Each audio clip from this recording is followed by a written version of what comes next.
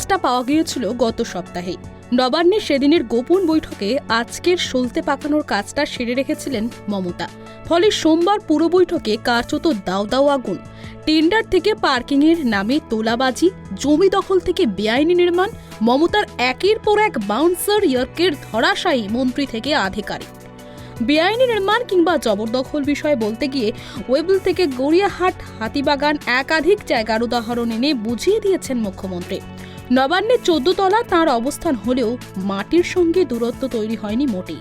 এই প্রসঙ্গে মুখ্যমন্ত্রী বলেন, 2-1জনকে অ্যারেস্ট করুন, 2-1টি নির্মাণ ভাঙুন, আমার বাড়ি থেকে শুরু করুন।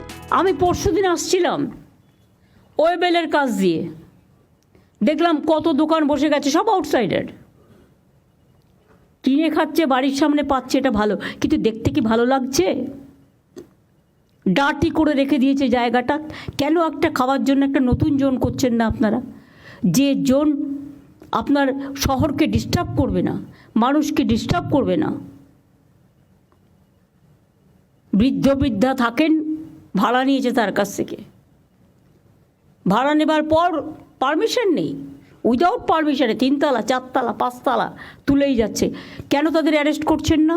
কেন ভেঙে দিচ্ছেন না? 2-1টাকে অ্যারেস্ট তো করুন, 2-1টা ভাঙুন।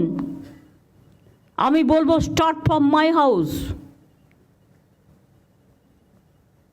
কেন আমি ইলিগাল জিনিসকে আমি অ্যালাউ করবো? যেই হোক, কোনো এমএলএ, এমপি, মিনিস্টার থেকে শুরু করে পুলিশ অফিসার, জেলা এসডিও, ডিএম থেকে শুরু করে আইসি থেকে শুরু করে, কারো কারো অভ্যাস হয়ে গেছে আইসি হলে যতটা পারি ইনকাম করে নি, এসডিও হলে একটা সঞ্চয় করে নি, ডিএম যে কদিন থাকবো সঞ্চয় করে নি দেশে পাঠিয়ে দিই। এগুলো অনেক হয়েছে, আর করবেন না প্লিজ। এবার কিন্তু বড্ড চোখে লাগছে। এখন থেকে রিভিউ কমিটির নামে একটা রিভিউ কমিটি তৈরি করা হবে, যেখানে ভিজিলেন্সকে রাখা হবে এবং যেখানে এসিবিকে রাখা হবে এবং যেখানে সিআইডিকে রাখা হবে, এডিজি ল অ্যান্ড অর্ডার থাকবে এবং আমি ডাইরেক্টরস অফ সিকিউরিটিকেও থাকতে বলছি, যেহেতু তাদের পাবলিক সিকিউরিটিটা দেখতে হয়। অ্যাডেড এরিয়াতে প্রপার প্ল্যানিং নেই, তাই এখনও পুরসভার মধ্যে কাঁচা রাস্তা রয়ে গেছে, যেমন জোকা অনেক কাঁচা রাস্তা এখনও রয়ে গেছে। কেন রয়ে গেছে? কলকাতা কর্পোরেশনের আন্ডারে। জাস্ট হ্যাভ এ লুক তর্ক করার আগে। নিকাশি নালা পরিষ্কারের জন্য রাজ্য সরকারের তরফ থেকে কোটি কোটি টাকা দেওয়া হলেও কাজ ঠিক হচ্ছে না। এটা তো আমি হাওড়ার কথা বললাম। ড্রেনগুলোকে ক্লিন করা হচ্ছে না, বর্ষাকালে জল জমছে, 2-3 মাস হাওড়া জলের তলায় থাকছে। নদিয়াতেও কুপার্স ক্যাম্প, এসডিও রানাঘাট আছে, পূর্ব মেদিনীপুর হলদিয়াতেও এসডিও হলদিয়া আছে। তারা দেখে না কেন? কেন দেখে না? তাদের they have to take the responsibility. এদের কাছে শোকজ করো, ক্লারিফিকেশন চাও। বিরোধীরা এতদিন যে অভিযোগ করে আসতেন, এদিন মমতা বন্দ্যোপাধ্যায় গলায় শোনা গেল সেই বক্তব্যই। পাশাপাশি অফিসারদের স্বচ্ছতা নিয়েও নজরদারির কথা বলেন। সংশ্লিষ্ট আধিকারিকদের সার্ভিস পিরিয়ডের রিভিউ হবে বলে জানিয়ে দেন তিনি।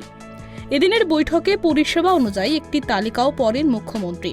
সেখানে পানীয় জল, আবাসন ও পরিচ্ছন্নতা ভাগে বিভক্ত ছিল। পানীয় জলের পরিষেবা ভালো যথাক্রমে উলুবেড়িয়া, হালিশহর, বৈদ্যবাটি, কলকাতা এবং বাঁকুড়া। খারাপের তালিকায় রয়েছে আলিপুরদুয়ার, শিলিগুড়ি, বালি, বরানগর, শান্তিপুর। আবাসনের ভালো পুরসভার তালিকায় রয়েছে উলুবেড়িয়া, জঙ্গিপুর, হাবড়া, কৃষ্ণনগর, মধ্যমগ্রাম। খারাপের তালিকায় বিধাননগর, আসানসোল, কাঁথি এবং রায়গঞ্জ। পরিচ্ছন্নতার তালিকায় ভালোর মধ্যে রয়েছে কলকাতা, বসিরহাট, বৈদ্যবাটি, উত্তরপাড়া, উত্তর দমদম এবং নবদ্বীপ। খারাপের তালিকায় Kanthi, Dalkhola, Panihati, Suri. Bureau report, prime TV Bangla.